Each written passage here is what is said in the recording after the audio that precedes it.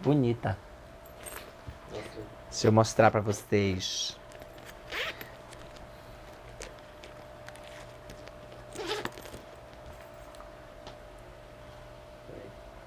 Eu posso ir mais pra perto. Renata de Moraes Pessoa. Foi difícil pra conseguir. Belíssima. Olha a foto do rosto, querida. Aceita?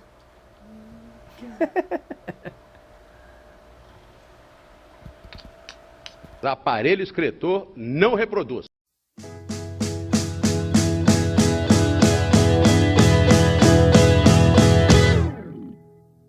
Eu vou cantar uma canção pra você, feita da tua imagem, diante da minha face. Se você pudesse entender. Essa coisa do trans, ela veio comigo já na primeira infância. Já com 6, 7 anos, eu virei para a mamãe e falei: mamãe, não é bem isso. Quando foi com 17 anos, eu vi uma moça aparecendo no Fantástico, que era a Roberta Close. E aí eu falei, então é isso que eu sou, eu não sou gay, eu sou isso aí. E qual é a minha identidade? A minha identidade é aquela mesmo de mulher que eu sempre quis. Essa é a mulher que tem dentro de mim. Eu arrumei o meu emprego, uma amiga me contou, olha, tem um amigo que ele é trans, só que eu não entendia muito bem, né? Aí eu comecei a pesquisar, me envolver um pouco mais no assunto. E daí eu adicionei esse rapaz e eu pedi um pouco de informação. Ele foi uma pessoa muito boa que me ajudou até hoje. E ele foi me explicando como que era o procedimento e tal. E eu fui ligando os pontos. Falei, nossa, eu sou um trans, sou um homem trans. Primeiro eu me percebi enquanto gay, porque já que não tinha nenhuma outra referência, e a referência eram os meninos que gostavam de meninos, eu achei que eu era gay. Porque na verdade as pessoas às vezes confundem. Acham que é uma lésbica que quer cortar o cabelo, quer usar roupas masculinas, mas não é isso.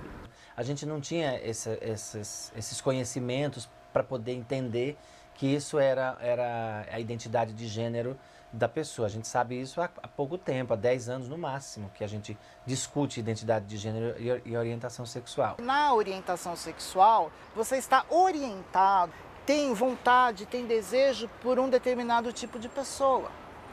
Na identidade de gênero, não tem nada a ver com orientação sexual. Vamos colocar entre aspas que seria o sexo cerebral. Por exemplo, o meu sexo cerebral é feminino.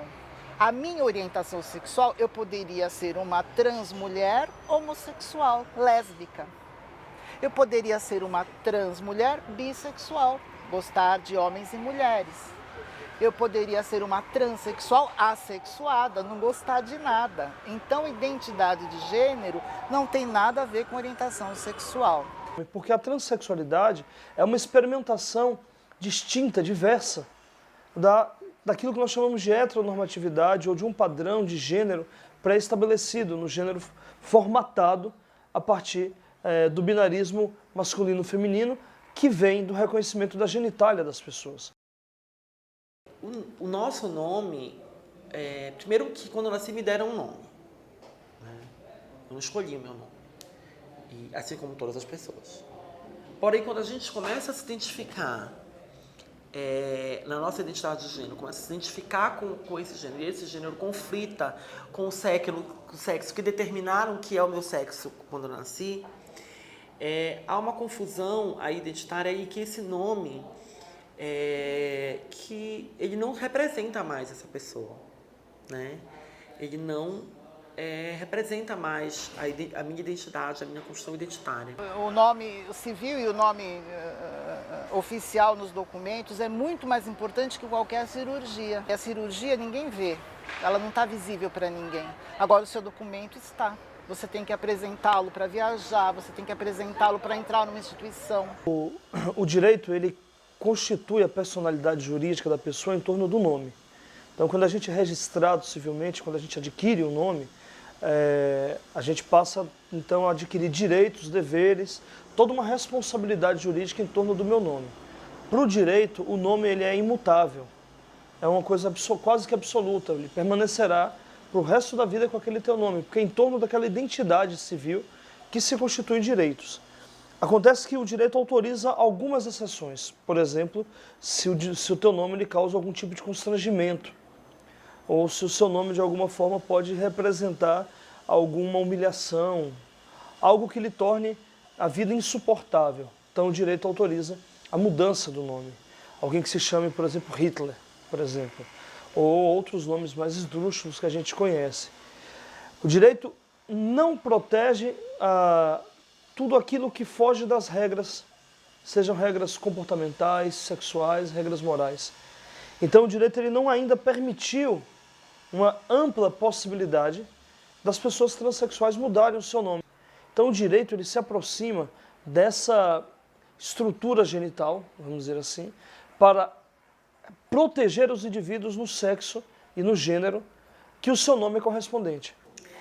Então é muito complicado, por exemplo, eu chegar num lugar e a pessoa me chamar por um nome que não me representa, e quando as pessoas veem a minha imagem, me chamam por um nome masculino, veem a minha imagem feminina, e passa por aí a essa atitude, ela ser desencadeadora de todo um processo de chacota, de piada, até de agressão, né?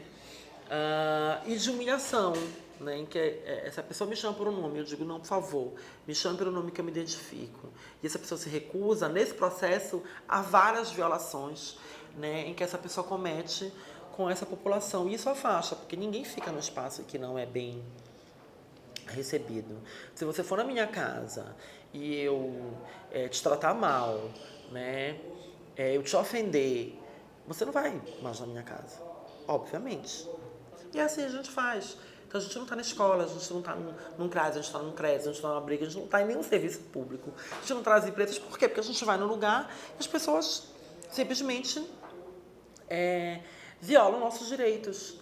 Então a gente não vai ficar nesse espaço, né? Assim como qualquer ser humano. Na primeira empresa que eu comecei, foi logo quando eu cheguei aqui no ano passado, e foi tranquilo, porque eu aceitava com o meu nome de RG. Aceitava numa boa, as pessoas me chamarem pelo nome e para mim estava tranquilo. Só que depois eu já não conseguia mais aceitar eles chamando pelo nome biológico. E eu queria que me chamasse pelo nome social, mas as pessoas diziam que era difícil, que tinha que ser com o tempo para que elas pudessem me chamar pelo nome social. Isso foi muito difícil, né? Então é uma questão que viola a dignidade, que dilacera o sujeito, que diante do espelho não se vê como um cidadão, não se vê protegido pelo Estado, não se vê acobertado pelas leis, pela proteção do Poder Judiciário, das polícias. E, portanto, o Estado estabelece um outro diálogo com toda a sociedade. Ao não lhe reconhecer como um cidadão pleno, real, efetivo, o Estado comunica com a sociedade dizendo o seguinte: nós não precisamos proteger, nós não precisamos deixar de agredir, nós não precisamos deixar de discriminar, porque não é um cidadão inteiro. Se você vê a quantidade de exames que eles pedem, o tanto de tempo que a gente perde para apenas reconhecer aquilo que a gente já sabe o que é. Eu sei que meu nome é Renata, eu conheço a minha identidade de gênero, mas eu preciso que o Estado me garanta através de 2 anos de terapia, laudos psicotestes, não sei das quantas, várias reuniões, vários eventos com assistente social, com psicólogo, com não sei o quê. Uma bateria de profissionais para que você leve isso para o juiz e depende do juiz. Então o documento é muito importante que tenha foto e o nome corretos, que estejam de acordo com o teu gênero, com a tua imagem. E se não tiver, é muito constrangedor, é muito difícil lidar com isso. E no que tange ao exercício de direitos, a negação dessa identidade está, por exemplo, em você não poder acessar um sistema de saúde adequado à sua condição de transexual. Permitir que, de alguma forma, você seja alvo de chacotas, por exemplo, quando você vai a um serviço público. Uma mulher transexual que construiu um corpo adequado à sua realidade psíquica de gênero e sofre diversos preconceitos e discriminação, quando o nome chamado é o nome masculino. E, consequentemente, todas as pessoas olham, todas as pessoas comentam. Então você tem uma série de ações e que resulta, no final, na maior delas, na negação dos direitos que são atinentes a cada gênero. Por exemplo, a questão das aposentadorias.